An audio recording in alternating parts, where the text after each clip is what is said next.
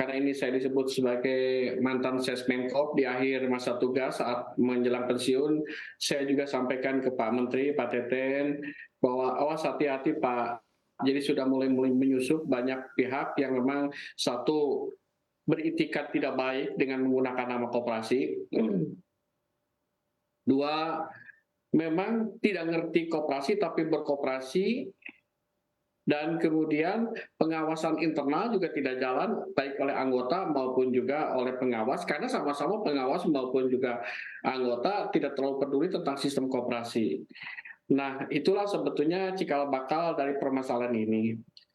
Saya sangat sedih sekali karena ini akan imbasnya kepada citra koperasi yang semakin tidak baik. Padahal di koperasi yang lain, sebut saja lah kalau saya kasih contoh, koperasi guru di Jakarta ini luar biasa berkembangnya. Itu tanpa ada blow up yang bagus-bagus begitu. Tetapi yang koperasi-koperasi yang saat ini bermasalah, Indosuria atau apapun, ini sangat-sangat mempengaruhi citra koperasi secara keseluruhan dan ini berimbas kepada kerugian di masyarakat begitu. Jadi akar masalahnya tadi satu, banyaknya penumpang gelap yang menggunakan label koperasi. Adapun tadi sebut sajalah saya 2 tahun di kementerian, kita memang menjalankan pengawasan sesuai dengan regulasi yang ada dan kewenangan yang ada, gitu ya. Dan ternyata memang itu betul-betul sudah diakali, celakanya memang kontrol-kontrol yang secara organisasi seharusnya dijalankan juga tidak berjalan. Itu satu, penumpang gelap. Kemudian yang kedua adalah lemahnya literasi berkoperasi, baik di kalangan pengurus, di kalangan anggota, maupun juga di kalangan birokrasi, karena koperasi saat ini ada kewenangan di daerah, kabupaten kota, di provinsi, dan juga nasional.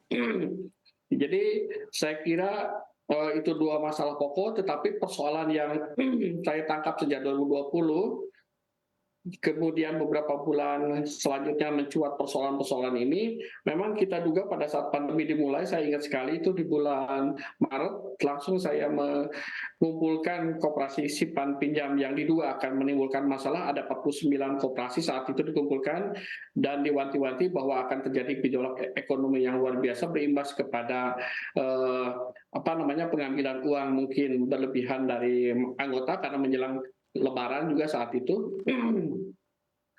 Dan ternyata dari 49 itu tercatat koperasi-koperasi yang memang saat ini mencuat ke permukaan. Gitu. Baik, Pak Ruli, artinya Begitu deh.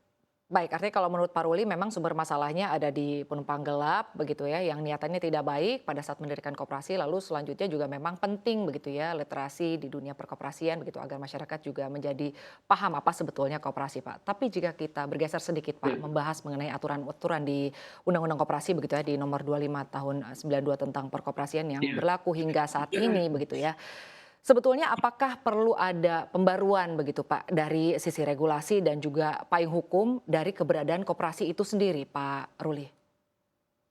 Jadi begini ya, koperasi kita itu sebetulnya saya saat ini sedang mempersiapkan buku dan insya Allah di bulan Maret ini akan keluar.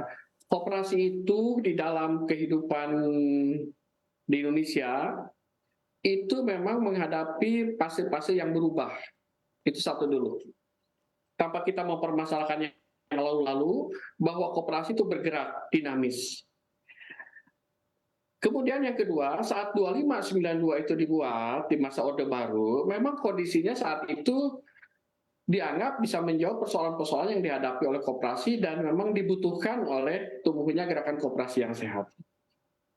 Sejak lama sebetulnya kalau mau jujur, itu 2592 setelah masuk reformasi sudah nggak relevan lagi, banyak hal, apalagi dengan disruption dan lain sebagainya, itu menyebabkan undang-undang ini harus diubah. Maka Kementerian Koperasi, satu belum saya di Kementerian Koperasi, tapi saya mengikuti perkembangannya, keluarlah saat itu Undang-Undang 17 tahun 2012.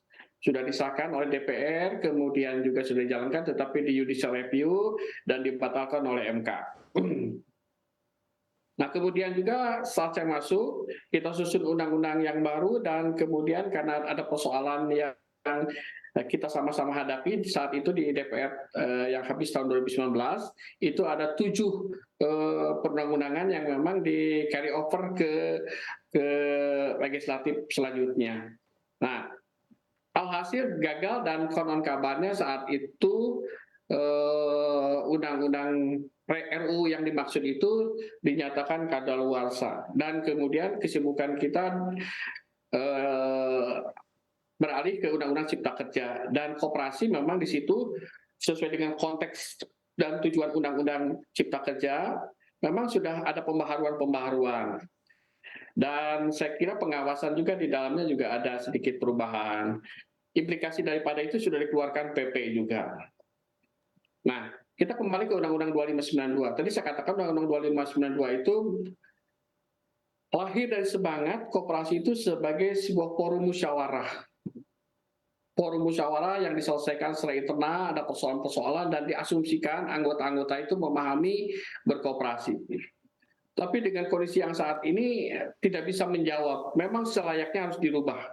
Tetapi saya katakan ke teman-teman di mass media, merubah Undang-Undang 2592 itu kita paling tidak sudah ada 2 kali melakukannya dan dihadapkan pada persoalan-persoalan. Artinya kalau RUU sekarang konon kabarnya sudah masuk ke legislatif, itu nanti membutuhkan juga waktu yang tidak terlalu sebentar, harus lama begitu. Tampaknya seperti itu. Nah, saya kira dengan perangkat perundang-undangan yang ada ini, terutama Undang-Undang Cipta Kerja, Undang-Undang 11/2020, saya kira memang di Perpu bisa dimasukkan esensi-esensi pengawasan, karena persoalan pengawasan itu persoalan yang memang mendesak saat ini. Tapi sekali lagi saya katakan, ada 3 hal yang perlu saya sampaikan di dalam konteks penyelesaian persoalan itu. Ada yang memang harus diselesaikan oleh perundang-undangan melalui perubahan-perubahan, baik itu undang-undang maupun juga PP sampai kepada permen. Tapi ada yang kedua yang memang tadi upaya terus-menerus literasi berkooperasi ditingkatkan hingga masyarakat itu, masyarakat dalam artian bukan hanya anggota tetapi juga pengurus, pengawas, secepatnya mengikuti kembali apa dan bagaimana koperasi, agar tahu saja bahwa Baik. koperasi saat ini yang dengan tidak diajarkan dari sekolah-sekolah pendidikan sebagaimana masa lalu, sering sekali orang itu tidak terlalu paham betul tentang koperasi.